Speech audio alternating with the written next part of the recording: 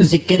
حق کے نور سے روشن ہے اس کی صبح و شام، اس کے ہر گوشے میں گونجے حق تعالیٰ کا کلام، یہ ادارہ مجلس تعلیم القرآن جس کا نام۔ لا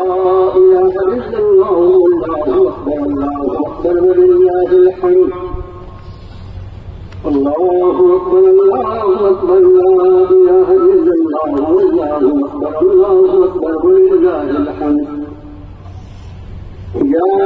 أيها المدثر قم فأنذر وربك فكبر الله أكبر الله أكبر لا إله إلا الله والله أكبر ولله الحمد أعوذ بالله من الشيطان الرجيم بسم الله الرحمن الرحيم وتعاونوا على البر والتقوى ولا تعاونوا على الإثم والعدوان واتقوا الله إن الله شديد العقاب صدق الله العظيم اللهم صل على محمد وعلى آل محمد وبارك وسلم۔ میرے بہت ہی قابل احترام بزرگوں اور دوستوں، آج عید الاضحیٰ یا عید قربان کی اس بابرکت موقع پر جو چند گزارشات آپ کے سامنے عرض کرنی ہے، اس کے لیے میں نے قرآن شریف کی 5ویں نمبر کی صورت شریفہ سورۃ المائدہ کی 2 نمبر کی آیت کا آخری حصہ آپ کو پڑھ کر سنایا ہے۔ آیت بہت طویل ہے۔ سورۃ مائدہ جو ہے، مائدہ کہتے ہیں دسترخوان کو، جو کھانے کے لیے دسترخوان بچھایا جاتا ہے، عربی زبان میں اس کو مائدہ کہتے ہیں۔ سورتوں کے نام ہیں الگ الگ، 114 سورتوں کے، اس میں یہ سورت شریفہ 5ویں نمبر کی صورت ہے، اور یہ 2 نمبر کی آیت کا آخری حصہ جو میں نے آپ کو پڑھ کر سنا ہے، جس کی روشنی میں کوئی باتیں عرض کرتی ہوں۔ سب سے پہلے ضروری ہے کہ اس کا ترجمہ آپ کے سامنے پیش کروں۔ رب تعالیٰ نے ارشاد فرمایا کہ وَتَعَاوَنُوا عَلَى الْبِرِّ وَالتَّقْوَىٰ، نیکی اور بھلائی کے کام میں ایک دوسرے کا ہاتھ بٹاؤ،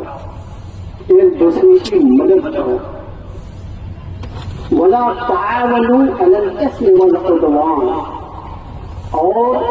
گناہ اور بغاوت کے جو کام ہو اس میں ایک دوسرے کا ہاتھ بالکل مت بٹائے۔ واتقوا اللہ، ڈرو اللہ سے، اللہ کا لحاظ کرو، ان اللہ شدید العقاب، اور یاد رکھنا کہ اللہ بہت سخت عذاب دینے والا ہے۔ یہ آیت شریفہ اور کچھ عرض کرنے سے پہلے یہ بات حضور کی یہ قرآن، جس کو بعض لوگوں نے بیچاروں نے جب کوئی ہمارا بھی حال نہیں ہے، ہم کون سے دودھ کے دھلے ہیں، ہم نے اس کو سمجھا کہ ہماری کتاب ہے، یہ ہماری کتاب ہے، یہ اللہ کی کتاب ہے، یہ اللہ کا پیغام ہے، اور وہ رب العالمین ہے، وہ سارے جہانوں کا پروردگار ہے، وہ سارے انسانوں کا پالنہار ہے۔ اس کے طرف سے جو پیغام آئے گا اس پر کسی قوم کی اجارہ داری نہیں چل سکے گی، اس کا پیغام ساری مانو جاتی کے لیے ہوگا، کیونکہ وہ سارے انسانوں کو پیدا کرنے والا وہی، سارے انسانوں کی ضروریات کا پورا کرنے والا وہی، سارے انسانوں کو زندگی دینے والا وہی، سارے انسانوں کو موت دینے والا وہی، اور سارے انسانوں کو مر جانے کے بعد ایک دن قیامت کے دن ایک وقت میں سب کو زندہ کر کے اپنے سامنے کھڑا کر لینے والا کوئی۔ اس لیے اس نقطۂ نظر کو کہ قرآن مسلمانوں کی کتاب ہے، میرا معلومہ یہ ہے کہ یہ ایک امانت ہے ہمارے پاس، جو انسانوں نے اس گروہ کے لیے ہم پر ضروری قرار دیا گیا ہے، جو بیچارے اب تک اللہ کے اس پیغام سے ناواقف ہیں کہ دیکھو لوگوں، تمہارے پیدا کرنے والے نے، تمہارے مالک نے، وہی مالک جو تمہارا بھی مالک ہے اور جو میرا بھی مالک ہے، وہی اللہ جو تمہیں بھی کھلاتا ہے مجھے بھی کھلاتا ہے، وہی اللہ جس کی یہ زمین ہے، جس کا یہ آسمان ہے، جس کی یہ پوری کائنات ہے، اور جس نے ہمیں پیدا کرنے سے پہلے ہماری ساری ضروریات کی زندگی کو اس زمین کے اندر ڈال دیا، پیدا کر دیا، اسی اللہ نے اس پیغام کو بھیجا ہے انسانیت کے نام. اسی لیے قرآن پاک میں کئی جگہ اس الفاظ کے ساتھ اے انسانوں، اے لوگوں، اے آدم کی اولاد، سنو میں تمہارا گھر ہوں اور میرا پیغام تمہارا. تو پہلی بات ہے اس آیت شریفہ کے مضمون کو اس نقطۂ نظر سے دیکھنے کے بدلے کی یہ صرف مسلمانوں کے لیے ہے. ذرا پوری انسانیت اس مضمون پر اپنا کام کرے. جہاں کہیں نیکی کا کام ہو رہا ہے، بھلائی کا کام ہو رہا ہے، اس میں تمہارا تعاون ہونا چاہیے، اس میں تمہارا سبسکرپشن ہونا چاہیے، اس میں تمہارا حصہ ہونا چاہیے. اس میں جو بھلائی کا کام ہے، جو نیکی کا کام ہے، اور اس کے مقابلے میں کہیں کوئی برائی کا کام ہو رہا ہے، کہیں کوئی بگاڑ کا کام ہو رہا ہے، کہیں کوئی انسانیت کو نقصان پہنچانے کا کام ہو رہا ہے، گناہ اور بغاوت کے کاموں میں بالکل ہاتھ نہ ہو. میں آپ سے عرض کروں کہ پورے قرآن کی 114 سورتیں جس میں 6000 سے زیادہ آیتیں ہیں، ان سب کے پیغامات جن کو اللہ توفیق عطا فرمائے ان کے لیے میں عرض کرتا ہوں کہ اپنی مخلوق زندگی میں سے وقت نکالنا ہے. دنیا کی ساری کتابیں تم نے پڑھ ڈالی، جن کتابوں کے مصنف اس کے لکھنے والے کسی زمین سے اللہ نے پیدا کیے تھے اور اسی زمین میں ان کو واپس کر دیا. تم نے شیکسپیئر کو بھی پڑھا ہے، تم نے بنیاد شاہ کو بھی پڑھا ہے، تم نے غالب امیر کو بھی پڑھا ہے، تم نے اقبال کو بھی پڑھا ہے، تم نے سب کو پڑھا ہے. اگر نہیں پڑھا تو اپنے رب کے کلام کو نہیں پڑھا. ہم سارے انسانوں کو اس سے قطع نظر کہ اس کا کیا دھرم ہے، اس کا کیا مذہب ہے، وہ کس دھرم سے تعلق رکھتا ہے، ہم سارے انسانوں کو اس بات کی دعوت دیتے ہیں اس اسٹیج سے کہ اپنی زندگی سے وقت نکال کر اپنے مالک کے پیغام کو دیکھو کہ تمہارے مالک نے تم سے کیا ارشاد کیا حکم دیا ہے تمہیں. اس مثال میں یہی ایک آیت پیش کروں کہ ہر جگہ جہاں بھلائی کا کام ہو رہا ہو، جہاں انسانیت کو فائدہ پہنچانے کا کام ہو رہا ہو، ضروری ہے کہ تمہارا اس میں ہاتھ بٹانا ضروری ہے. اور کہیں کوئی گناہ کا کام ہو، ہمارے یہاں سوچ میں بہت سارے فرق ہے. اس میں ایک فرق یہ ہمارا آدمی ہے، یہ فلاں کا آدمی نہیں. جو نیکی کا کام کرے وہ کس دھرم سے تعلق رکھتا ہے، اس سے ہمیں کوئی نیکی کا بھلائی کا کام ہے، ہمیں اس میں حق بتائیں. اور اگر کوئی ایسا کام اس زمین پر ہو رہا ہے یا کہیں ہو رہا ہے جس سے انسان کو نقصان پہنچ سکتا ہے، قوانین جو جہاں امن اور شانتی میں کوئی خلل پڑ سکتا ہے، ایک مومن ہونے کے ناطے، اس قرآن پر ایمان رکھنے والے کے ناطے مجھ پر یہ فرض ہوتا ہے کہ بڑا تعاون والے اس میں موجود کون وہ کام کر رہا ہے، وہ مسلمان ہے یا مسلم ہے، اس سے فرق نہیں پڑتا. اگر کوئی ایسا کام ہو رہا ہے جس سے انسانیت کو نقصان پہنچتا ہے، میرے رب نے مجھے کوئی فرمایا کہ تم اس میں ہاتھ مت کرو. میرے بھائیوں ایک بنیادی بات آج کل کہ جتنے اجتماعی کام ہوتے ہیں، جتنے اجتماعی کام ہوتے ہیں، ملے جلے کام ہوتے ہیں، اس میں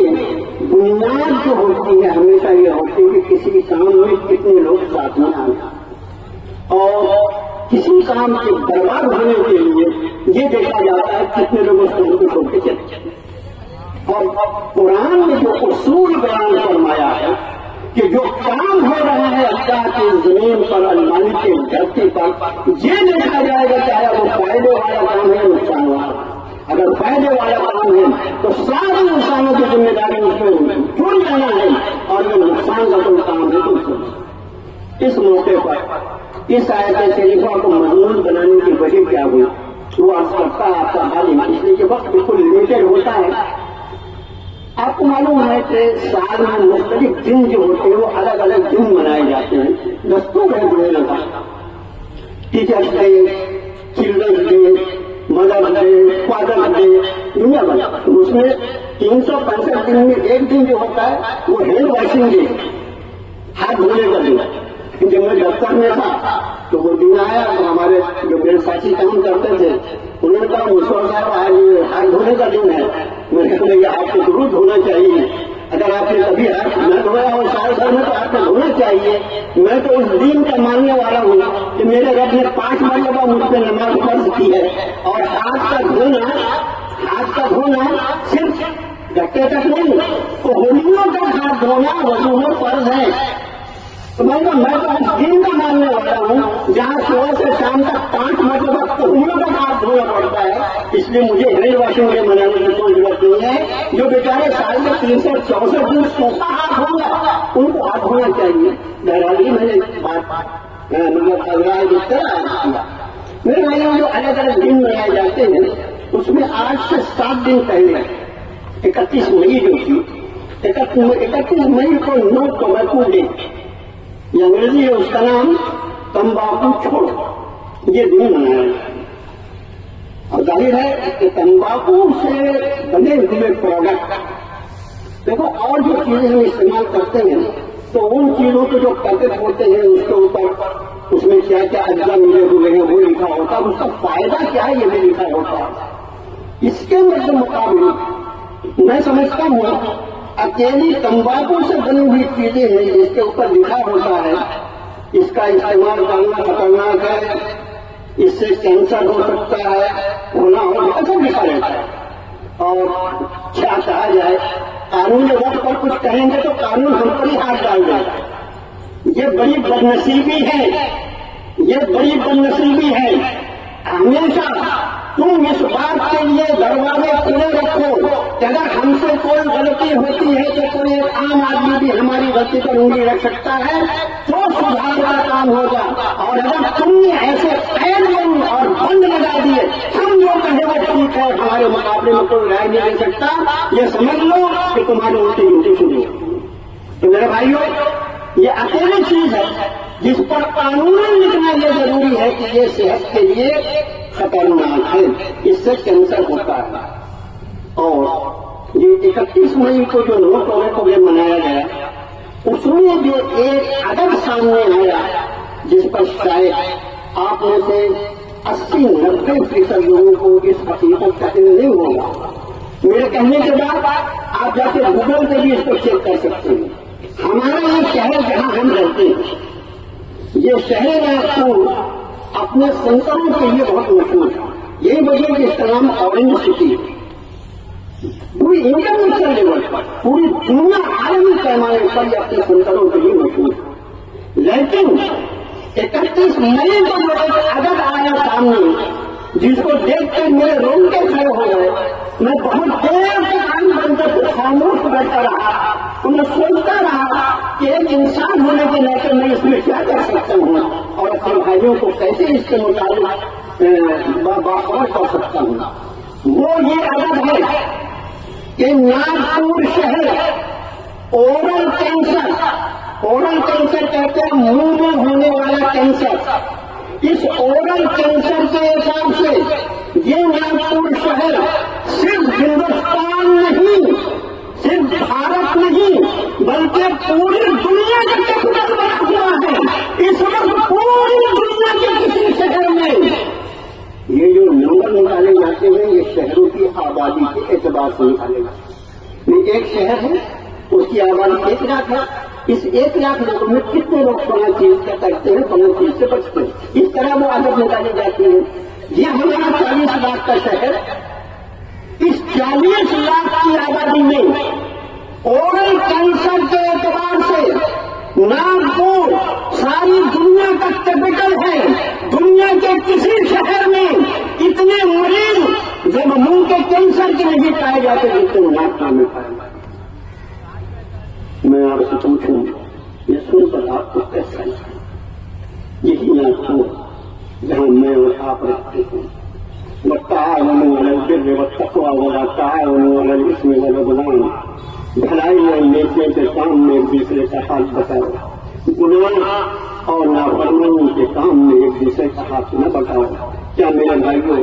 آج اس عید کے موقع پر میں آپ کو یہ ذمہ داری کا احساس دلاؤں کہ یہ ہمارا شہر کہ ہماری کتنی بڑی بدنصیبی ہے کہ ہم جس شہر میں رہتے ہیں وہ اورل کینسر کا کیپٹل بنا ہوا ہے. ظاہر ہے کوئی برائی ایک دم اچانک نہیں نازل ہو جاتی، برائی چھوٹی سی رہتی ہے، برائی پہلے پیدا ہوتی ہے، پھر اس کو پالنے والے ملتے ہیں، پھر اس کو پال پوس سے بڑا کیا جاتا ہے، اور آہستہ آہستہ پھر وہ اتنا بڑھ جاتی ہے کہ لوگوں کے ہاتھ میں اس کو قابو میں لانا مشکل ہو جاتا ہے. لیکن میں آپ سے عرض کرتا ہوں، اگر اس ملک کی اس شہر کی آبادی، یہاں پر ہندو اور مسلمان کا سوال نہیں ہے،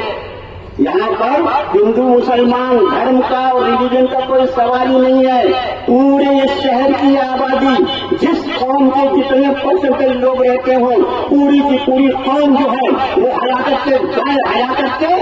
دہانے پر کھڑی ہوئی ہے. موت اپنا منہ پھیلائے ہوئے اس نئی نسل کو نگلنے کے لیے تیار ہے. مجھے بتاؤ گا تم بھی اپنے سامنے بیٹھے رہو گے. ایک حدیث شریف سناؤں جناب رسول اللہ صلی اللہ علیہ وسلم نے، امام بخاری رحمۃ اللہ علیہ،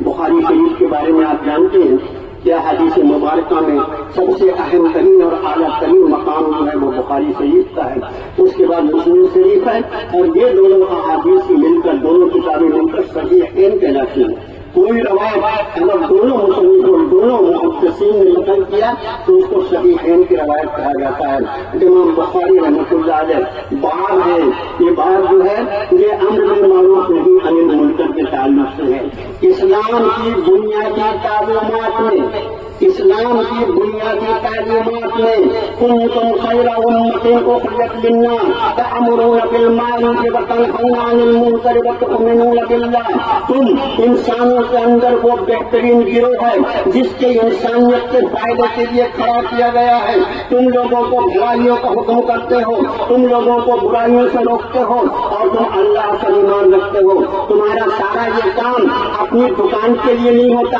اپنے پیٹ کے لیے نہیں ہوتا، اپنے نام کے لیے نہیں ہوتا، اخباروں میں تصویریں چھپانے کے لیے نہیں ہوتا، بلکہ جس اللہ کا تم ایمان رکھتے ہو اسی اللہ کے حکم پر عمل پیرا ہوتے ہوئے تم لوگوں کو برائیوں کا حکم کرتے ہو، برائیوں سے روکتے ہو. یہ اہم ترین فریضہ ہے اسلام میں. اللہ کے رسول صلی اللہ علیہ وسلم ارشاد فرماتے ہیں، دیکھو تم بھلائیوں کا حکم کرتے رہو، برائیوں سے لوگوں کو روکتے رہو، ورنہ ایک ایسا وقت آ جائے گا اگر تم اس کام سے رک جاؤ گے، ایک وقت ایسا آئے گا کہ اللہ ایسا ناراض ہوگا کہ تم میں سے وہ لوگ دعا کے لیے ہاتھ اٹھائیں گے جن کی دعائیں قبول کر لی جاتی ہیں اور اللہ ان کی دعائیں بھی رد کرتا ہے. اب وہ حدیث شریف جسے امام بخاری رحمۃ اللہ نے نقل کیا، حدیث شریف کا میں مفہوم آپ کے سامنے کم الفاظ میں بیان کروں گا تاکہ آپ جلد سے جلد اس کا مفہوم سمجھ لیں. آپ صلی اللہ علیہ وسلم نے ایک ایسے جہاز کا تذکرہ فرمایا جس میں 2 مالے ہوئے. ایک حیرتناک بات آپ کو بتاؤں، محدثین اور مفسرین یہ فرماتے ہیں کہ اللہ کے رسول صلی اللہ علیہ وسلم نے اپنی حیات طیبہ میں کبھی بھی سمندری سفر نہیں فرمایا. اس رسول محترم کی زبان مقدس سے نکلی ہوئی الفاظ آپ فرماتے ہیں کہ ایک ایسا جہاز جس میں 2 مالے ہوں، کچھ لوگ اوپر کے مالے میں ہوں، کچھ لوگ نیچے کے فلور میں ہوں، پینے کا پانی اوپر کے فلور میں رکھا ہوا ہے. اب یہ نیچے کے لوگ پانی کو سب کی ضرورت ہے، یہ نیچے کے لوگ جو ہے یہ پانی لے کے اوپر جاتے ہیں اور اس کے بعد اوپر جاتے ہیں، ظاہر ہے پانی ہے تو اس سے وہاں اوپر والوں کو تکلیف ہوتی ہے. وہ انہیں مشورہ دیتے ہیں کہ تم پانی لینے اوپر کیوں آتے ہو؟ جہاز تو سمندر میں چل رہا ہے، خود جہاز کے نیچے تو اتنا وافر پانی موجود ہے، تم پانی لینے اوپر کیوں آتے ہو؟ خود نیچے سے ہی پانی کی نہیں حاصل کرنا. بات سمجھ گیا؟ اوپر کے فلور کے لوگ مشورہ دے رہے ہیں کہ پانی تو تمہارے جہاز کے نیچے ہی موجود ہے، خود سمندر سے پانی کیوں نہیں لے لیتے؟ اللہ کے رسول صلی اللہ علیہ وسلم فرماتے ہیں اگر ان نیچے والوں نے یہ فیصلہ کر لیا کہ ہمیں جہاز کی جو فرش ہے اس میں سوراخ کر کے ہم سمندر سے پانی حاصل کر لیں گے، تو نتیجہ یہ ہوگا کہ صرف یہ نیچے کا جو فلور ہے وہاں رہنے والے ہی نہیں ڈوبیں گے بلکہ پورا جہان ڈوبے گا اور اس میں کوئی زندہ نہیں رہے گا۔ تو میرے بھائیوں، یہ مت سمجھو کہ یہ ہلاکت، یہ برائی، یہ خرابی ہے تو فلاں ہے، ابھی میرے گھر میں اس کا کیا اثر ہے؟ اللہ نہ کرے، اللہ نہ کرے۔ اگر برائی سے روکنے اور بھلائی کے چلن کو عام کرنے کی ہم نے اپنی ذمہ داری نہیں ادا کی تو ایک وقت ایسا آئے گا جسے قرآن نے فرمایا اتقوا فتنة لا تصيبن الذين ظلموا منكم خاصة۔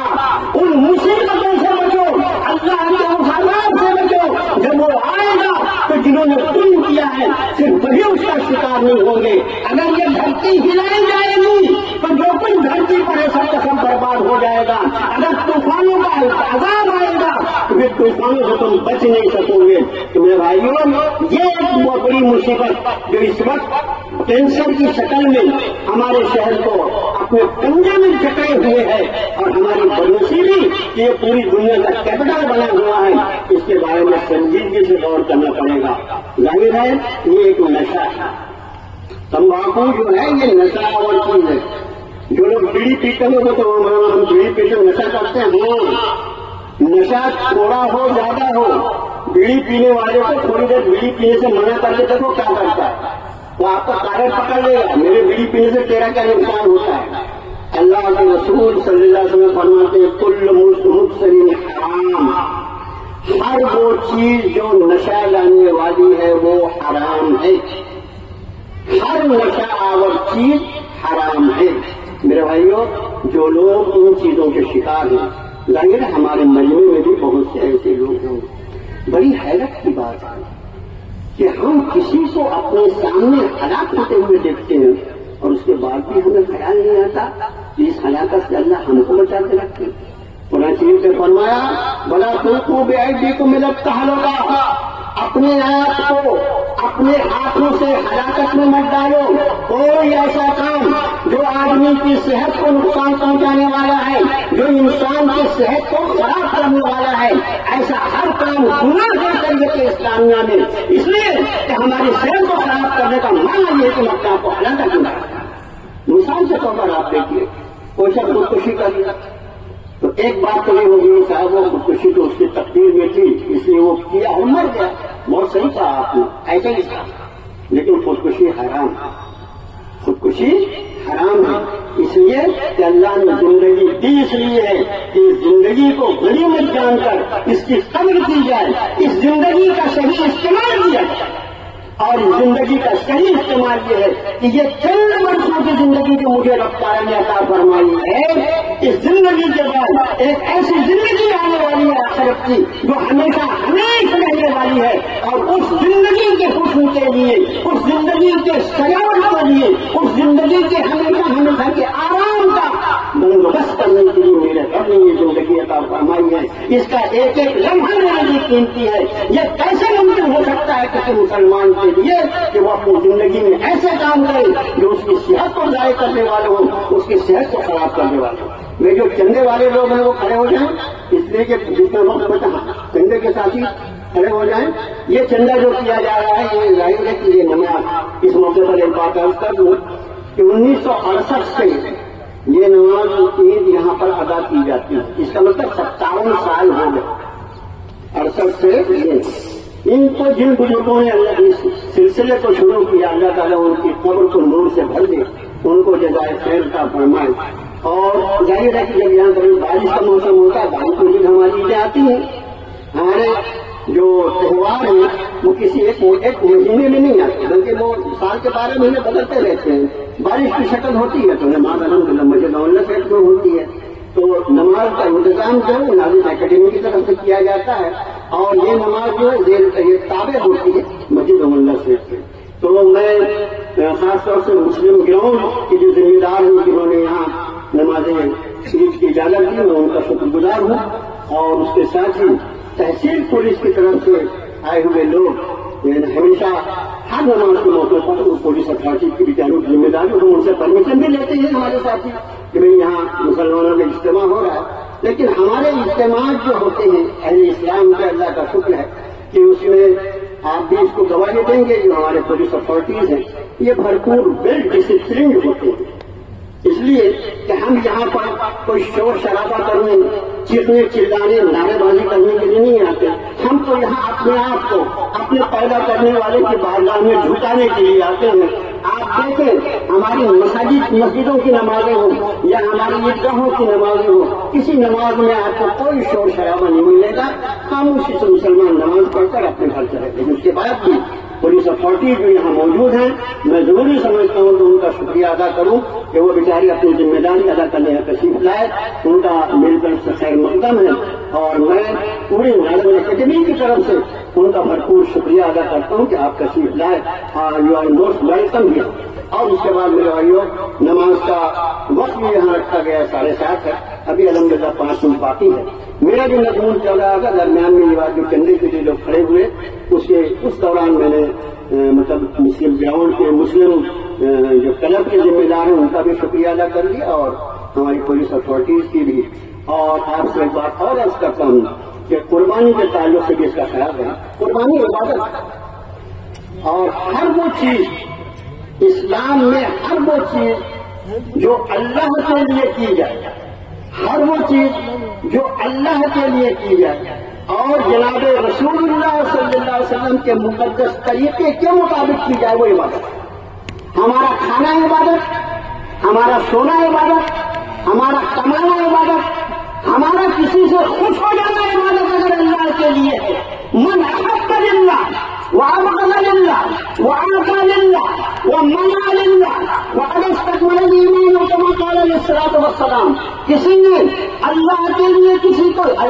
من احب للہ، جس نے اللہ کے لیے کسی سے محبت کی، کسی نے اللہ کے لیے کسی سے دشمنی کی، کسی نے اللہ کے لیے دیا اور کسی نے اللہ کے لیے روک لیا، وقد استكمل الایمان، کے ایمان کو مکمل کر۔ تو میرے بھائیوں، قربانی ایک عبادت ہے، اس میں ہم سے کوئی ایسا کام نہ ہو جس کی وجہ سے جو قوانین ہیں اس کے خلاف ورزی ہو، یا وہ طبقہ جو قربانی، جو لوگ کہنا چاہیں کہ ویجیٹیرین، بہت سارے ایسے جو ویجیٹیرین ہوتے ہیں، ان کے جذبات کو کوئی دھکا لے لے، ہمیں ایسا الحمدللہ مسلمان نہیں کرتا اور انشاءاللہ کبھی نہیں کرے گا، اس لیے کہ کسی کو اذیت دے کر ہم اپنے آخرت کیوں بگاڑیں گے؟ ہم کسی کو ہلکی سی اذیت دے دیں، کسی کو معمولی دھکا دیں، ہمیں اس کا بھی جواب اپنے رب کی بارگاہ میں دینا، ہم کسی کو تکلیف کیسے پہنچا سکتے ہیں؟ اس کا خیال ہے کہ جو وقت کا قانون ہے اس قانون کی پاسداری ہو، اور جو لوگ گوشت ہمارے نہیں کھاتے ان کے جذبات کو، اور دوسری بات یہ قربانی کے بعد جو کچرا اور یہ ہے اس کو اس طریقے سے کارپوریشن کا انتظام کیا گیا ہے، اس کا خیال کرتے ہوئے اس کا اس طرح سے ڈسپوز کیا جائے اس کو کہ کسی کو کوئی تکلیف نہ پہنچے۔ یا آخری جو 2 منٹ بچے ہیں جس میں نماز کا طریقہ بتانا میرے ذمے ہے، ہمیشہ کی طرح وہی عرض کروں گا جیسے ہمیشہ بتاتا ہوں میں، کہ جیسے آپ نے 2 رکعت فرض آج کی فجر کی پڑھی، ویسے یہ 2 رکعت عید الضحیٰ کی نماز یہ واجب نماز ہے، اور اس میں 6 تکبیریں زیادہ ہیں، باقی جیسے 2 رکعت جمعے کی پڑھتے ہیں، فجر کی پڑھتے ہیں، ویسی 2 رکعت ہے بھائی۔ یہ جو 6 تکبیریں زیادہ ہیں وہ 3 تکبیر پہلی رکعت میں ہم نیت کریں گے کہ میں نیت کرتا ہوں نمازی کو لگتا کہ کسی سے یا اتنا لمبا نہیں بن سکتے، وہ باقی جو چیزیں ہیں وہ اپنی جگہ ہے، ابتدائی تو لہٰذا لینا ہے، میں اس امام کی ابتدا کرتا ہوں، میں اس امام کی ابتدا کرتا ہوں، انگریزی میں جو کرنا ہے آئی فالو دس امام، کیونکہ نیت اتنی شارٹ ہے، میرے ساتھ جن کو انگریزی نہیں آتی ہے وہ بھی انگریزی میں نیت کر لو، آئی فالو دس امام۔ اب نیت ہو گئی آپ کی، آپ نے ایسا نہیں بھی کیا کہ یہاں آپ آئے کیوں ہیں، نماز باجماعت پڑھنے کو امام کی ابتدا میں پڑھنے والے تو آپ کی نیت کریں گے۔ اب اس کے بعد اللہ اکبر کہہ کے امام صاحب نیت باندھیں گے اور سنا پڑھیں گے، آپ بھی سنا پڑھیں گے، اور سنا کے بعد پھر امام صاحب 3 تکبیر کریں گے، یہ اللہ کان کا ہاتھ اٹھانا ہے، چھوڑ دینا ہے، 3 بار تکبیر کہیں گے اور 4سی مرتبہ 30 مرتبہ 3 تکبیریں ہو گئی، بس یہ پہلی رکعت میں۔ اب یہ 3 تکبیریں ہونے کے بعد امام صاحب سورہ فاتحہ اور یہ سورت ملاتے ہیں، جیسی نماز پڑھی جاتی گہری نماز ویسی نماز ہوگی۔ دوسری رکعت میں آپ داخل ہوں گے، دوسری رکعت میں جب سورہ فاتحہ اور قرأت پوری ہو جائے گی تو عام نماز میں جمعے میں یا فجر میں کیا ہوتا ہے، اللہ اکبر رکوع میں چلے جاتے ہیں، لیکن آج اس نماز عید میں दूसरी रकम जब आपकी क़िरात इमाम की खत्म होगी, इमाम साहब फिर 3 मरतबा तकबीर, 3 मरतबा आपको आज अल्लाहु अकबर, अल्लाहु अकबर, अल्लाहु अकबर, ये 3 तकबीरें एडिशनल जो है ज्यादा। चौथी तकबीर जो कही जाएगी वो तकबीर जो होगी वो रुकू में जाने के लिए होगी। तो खाली इतना ही याद रखना है कि पहली रकत में सना और सूरह फातिहा के बीच में 3 जायद तकबीरें हैं, कान तक हाथ उठाकर अल्लाह अकबर, और दूसरी रकत में रुकू में जाने के पहले 3 तकबीरें हैं, कान तक हाथ उठाना है, अल्लाह अकबर कहते ही हाथ छोड़ देना है। बाकी नमाज वैसे ही जैसे जुमे की या फजर की पढ़ते हैं। चलिए, नमाज खड़ी की जा रही है, इसलिए 7:30 हो गए।